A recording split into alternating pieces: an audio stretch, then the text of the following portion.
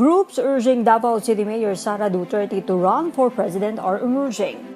There were the various motorcades in provinces of Pangasinan, Ilocos Norte, Ilocos Sur, and La Union.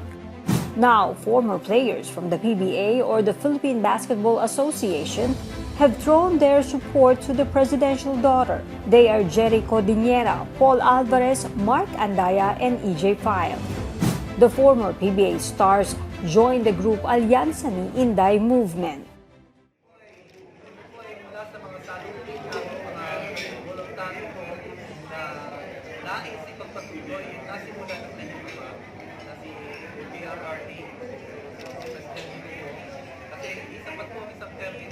Para matapos or bagang padaan yung adhikain, vision, ito ng ating Pangulo para sa ating bansa.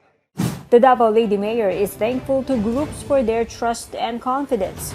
She, however, said if she were to run for president, it would be in 2034.